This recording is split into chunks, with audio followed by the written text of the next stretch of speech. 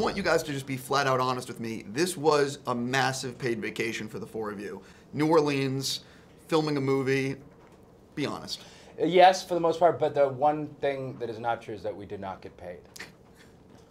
Also, the hours were so long. It's hard to call it a full vacation. Yeah, I mean, it was work. Yeah. We were there working. It felt like a long weekend that took like 2 months. Yeah. I dialed it in. I accept. Was this one of these projects? Sometimes projects, there had been talk about doing a sequel to this for a while. Was this one of these things where all of a sudden, like they just called you and said it's on? Or was it one of these things that you knew it was coming and it was building up? Yeah, I don't know. It was a weird very process. gradual.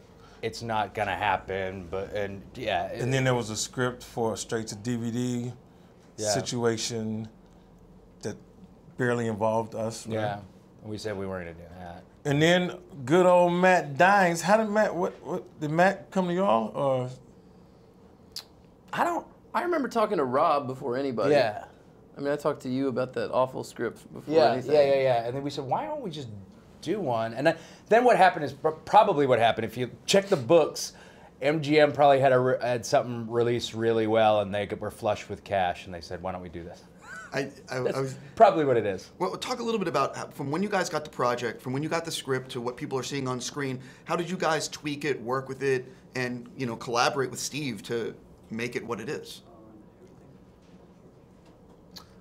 I mean, it's a pretty collaborative Yeah. movie overall. I mean, There's a lot of improvisation and stuff. I mean, Josh Heald wrote this really funny script, and there are scenes that are completely scripted, but then there are scenes that are like all improvised. Josh was on set pitching jokes all the time. Yeah. I don't know if anything is completely scripted. it's not. No, I mean, well, It's not. Yeah.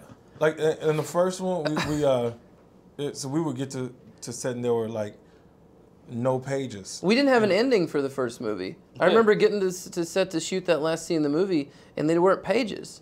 And I was like, well, I'll be just out smoking, I guess. Which scene? The scene. The final scene. Literally, that Talking Head song just like saves the movie, I think. And then this one, some of the same.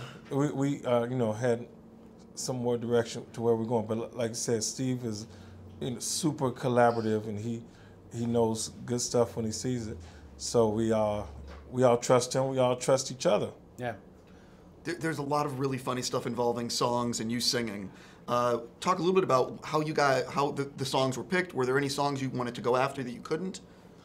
I remember when they were talking about the Lisa Loeb song, I ended up like texting and calling with Lisa, and it turned out it was her song's 20-year anniversary last year. So she couldn't have been more thrilled to like have that be a part of it, and then she ends up being in the movie.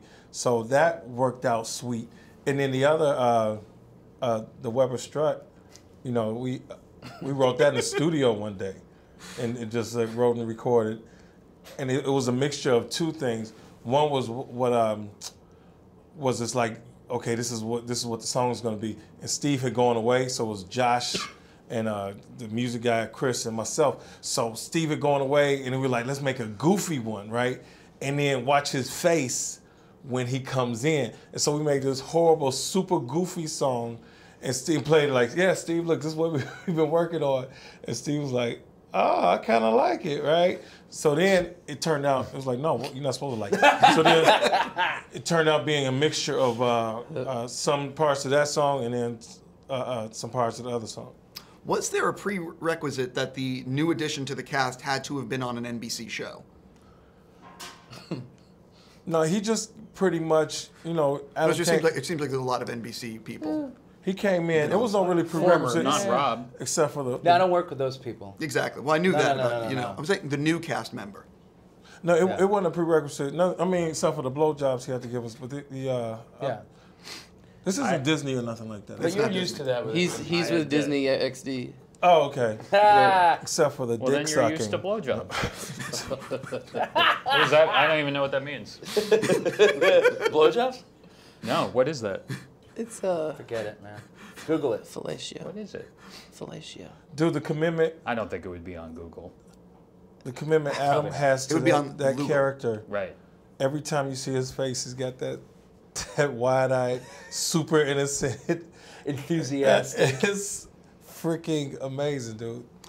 Well, I am curious though. New Orleans is a really fun place, and I am curious what the hell you guys did off set, and what was it like rolling with the four of you, going to a bar or doing karaoke or something stupid. It was fun. Yeah. I mean, New Orleans. It was great. It's We just ate a such a great lot of place. food. Y'all remember that Australian chick?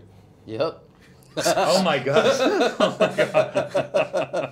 Would you like to go a little further than Australia? Nope. I brought her to them and dropped her off. He shanghaied us with this this homeless Australian lunatic. Where was that at the? That That was- was, at the a Guys, that bar. was At the me. Windsor. That was at the Windsor. That was the me. Windsor. I was doing a character. Are you I was serious? punking the hell Do out that of you accent. guys. You know what? I knew it. I thought Here's that it. was You incredible. want to hear my Australian Dude, accent? go ahead, let's hear it. Here it is. I'm from Australia. That's right. Bobby, throw a shrimp on it. Wait, do your Mexican accent. Okay, this is well, it's a lot different, so I got to shift over. Okay. I'm from Mexico. Cha-cha-cha. It's like you live amazing. with these Show him people. your impression of me you did on the EPK. Do your Clark impression. You do my real Clark Duke? Yeah, Yeah, yeah. yeah. Just do your Okay. real Clark. All right, No, not the my bit. real Do your, Clark. do your real Watch Clark. this, watch this. I'm Clark Duke. I'm Clark Duke. I'm Clark Duke. Oh, man. It's crazy. It's like I'm sitting between two. You don't If know you, how to if you shoot. close your eyes, it's like, okay, which Clark? Where's Clark? Where's Clark? Yeah. I know. You gotta just imagine that you're the person, and then you speak how they speak. You nail the accent Do too. you do an impression of me? No, I can't nail you. I can't get you down. I'm different. I'm hard. He does a great Dracula. Do Dracula. That's kind of everybody does Dracula. Well, right? All right, it goes But like yours that. is good. All right. That's Dracula. Well, I'll pay you with thanks. Okay, I'm scared. Guys, So crazy. I'm embarrassed now. Stop it. It's great. My last thing for you: someone's going to get thrown under the bus on this in this answer. Who was the one that ruined the most takes from breaking, laughing? Steve Pink. Yeah. Steve Pink. For sure. Yeah, definitely. For sure. Did he ruin a shitload or just? Yeah. Literally a shitload. Yeah. A metric shitload. That's an industry term. Yeah. I understand. Those impressions are fantastic. I really think you nailed Clark. Thank you. Absolutely. Thank you so Tell much. SNL. They don't seem to think so. You keep sending him that